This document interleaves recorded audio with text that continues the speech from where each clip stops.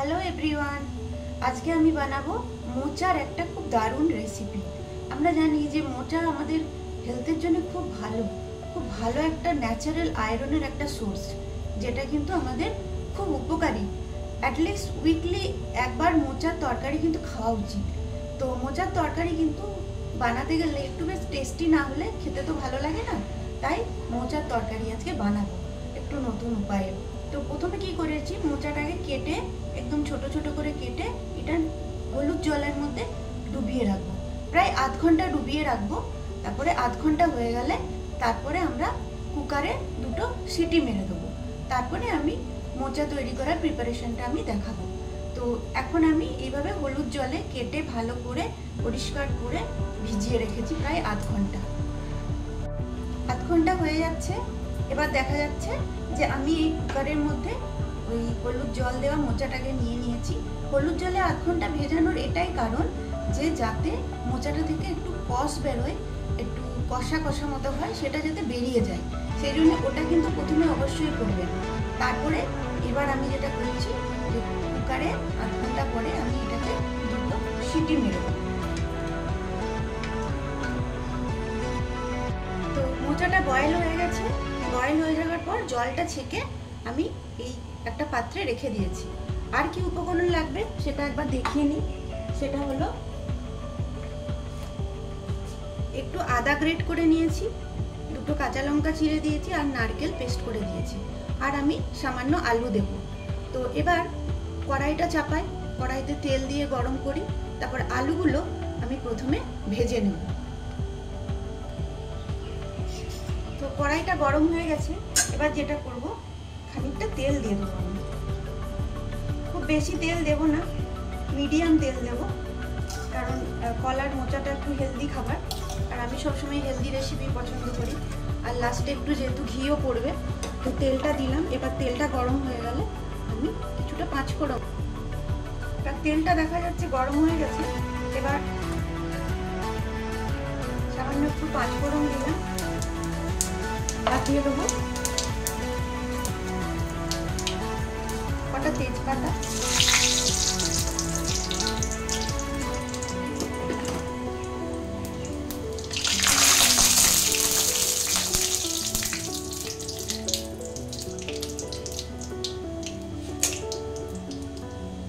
এবার এই আলুগুলো ছোট ছোট করে কেটে, বেশি আলু দিইনি, কম আলু দিয়েছি, এগুলো দিয়ে দিচ্ছি।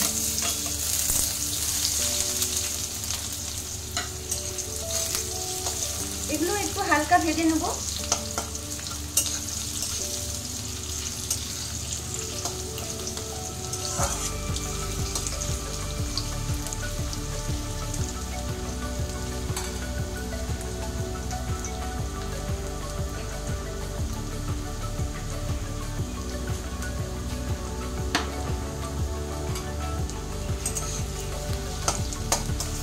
দেখা যাচ্ছে একটু হালকা হালকা ফ্রাই হয়ে গেছে।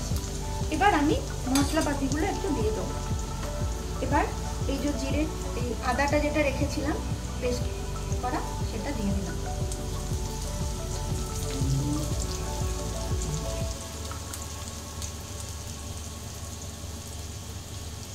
আর পরিমাণ মতন একটু নুন দিয়ে দিলাম, পরে আরো নুন লাগলে আমি অ্যাড করতে পারি।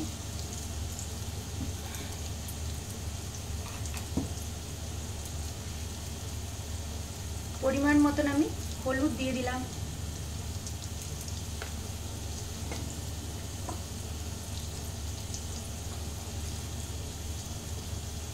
আর দেব খুব সামান্য জিরে পাউডার, খুবই কম দিচ্ছি জিরে পাউডারটা, এটা বেশি দিলে ভালো লাগবে না। এবার মশলাটা একটু ভাজা ভাজা হয়ে গেলে তারপরে আমি মোচাগুলো দিয়ে দেবো। একটু ভাজা ভাজা হোক, আদাটা, জিরে পাউডারটা, এগুলো একটু ভাজা ভাজা হতে হবে, তবেই খেতে ভালো লাগবে।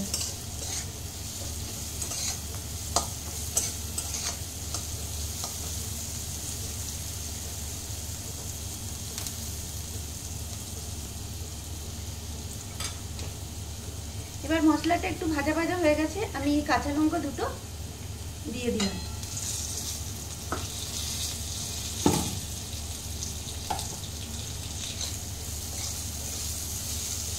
এইবার যেটা করছি, এই যে আমার মোচা বয়েল করা ছিল, মোচাটা পুরোটা দিয়ে দিলাম।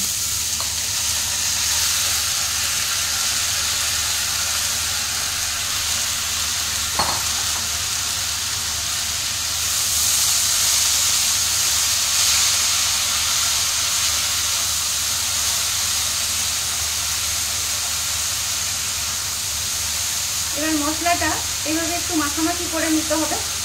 এটা দিয়েও একটু ফ্রাই করে নিলাম। আর মোচাগুলো অলরেডি বয়েল হয়ে গেছে, কিন্তু আলুগুলো বয়েল হবে বলে একটু জলও দিতে হবে, আর একটু যাতে মাখামাখি হয় ব্যাপারটা, তবেই কিন্তু এটা খেতে ভালো লাগে। তো মোচাগুলো একটু মশলার সাথে মাখামাখি করে নেব, তারপর জল দেব। এটা খুবই ইজি প্রসেস, কিন্তু খেতে তো ভীষণ সুস্বাদু হয়। ভাতের সাথে পুরো ভাতটাই এক থালা ভাত খাওয়া হয়ে যাবে, প্লাস প্রচুর ভিটামিন, হেলদি। যাদের আয়রনের ডেফিসিয়েন্সি থাকে তাদের, বা যাদের নেই তাদেরও অন্তত সপ্তাহে একদিন মোচা, থোড় এগুলো কিন্তু রাখা উচিত আমাদের খাবারের তালিকার মধ্যে। কিন্তু অনেকেই সময়ের অভাবে রাখতে পারে না, কিন্তু আমি তো বলবো সপ্তাহে একদিন একটু অন্তত সময় করে এটা রাখা উচিত। আমাদের বিশেষ করে মেয়েদের প্রচুর আয়রনের ডেফিসিয়েন্সি হয়ে যাচ্ছে। তো এইভাবে খানিকক্ষণ আমি মোচাটাকে মশলার সাথে ভেজে নেব। এবার যেটা করব, আমি একটু চিনি দিচ্ছি। আমার যে চিনিটা ব্রাউন সুগার, কারণ ব্রাউন সুগার একটু হলেও ভালো, সাদা চিনিটা একদমই রিফাইন।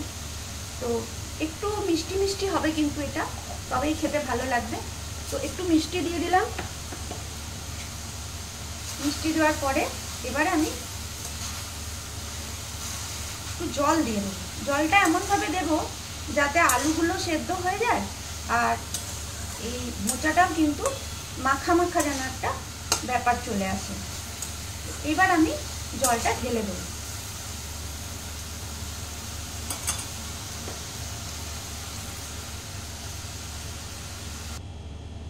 এইভাবে জলটা আমি দেব যাতে মোটামুটি সবজিগুলো পুরোটা ডুবে যায়, আর খুব বেশি জল দেব না, একটা মিডিয়াম দিলাম। আর নুন মিষ্টিটা একবার মাঝখানে দেখে নিতে হবে। আর এই যে আমি নারকেলগুলো গ্রেট করে রেখেছিলাম, এগুলো এর মধ্যে দিয়ে দিলাম। তাতে কি হবে, এর থেকে যে রসটা বেরোবে, এই রসটা বেরিয়ে কিন্তু একদম সুস্বাদু হবে, খুব ভালো।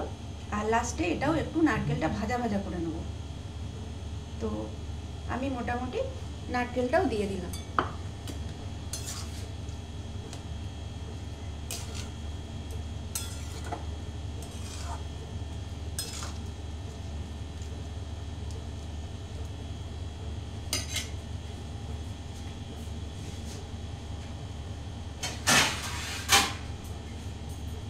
এইবার আমি একটা ঢাকা দিয়ে দিলাম।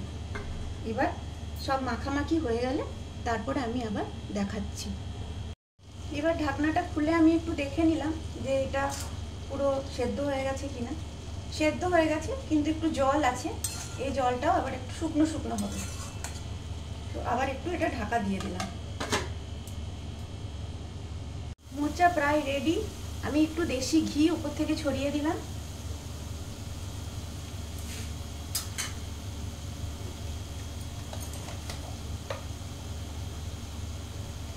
আর দিয়ে দিলাম সামান্য একটু সানরাইজের গরম মশলা। এই ঘি আর গরম মশলাটা কিন্তু অবশ্যই দিতে হবে, তাতে কিন্তু টেস্টটা জাস্ট চেঞ্জ হয়ে যাবে। তো এবার দেখা যাচ্ছে আমার মোচা প্রায় রেডি। এরকম একদম মাখামাখি হবে, কিন্তু একটু শুকনো হবে। আর একটু আমি শুকনো করব হালকা, তারপরে আমি পরিবেশন করে দেখাচ্ছি। কতটা সুস্বাদু হয় আর কতটা ভালো লাগে খেতে, এটা না বানালে বলে বোঝানো যাবে না। আর এক থালা ভাত কিন্তু এটা দিয়ে অনায়াসে খাওয়া যেতে পারে। তো আমার মোচা প্রায় রেডি। এবার আমি একটু পরিবেশন করে দেখাচ্ছি। তো মোচা একদম রেডি দেখা যাচ্ছে। একটু সার্ভ করে দেখালাম ভালো করে, উপর থেকে একটু নারকেল দিয়ে দিয়েছি। সো যদি আমার রেসিপিটা ভালো লাগে তাহলে একটা রিকোয়েস্ট রইল যে একটু সাবস্ক্রাইব করে নেবেন, যাতে পরবর্তী ভিডিওগুলো তাড়াতাড়ি চলে আসে। So thank you so much.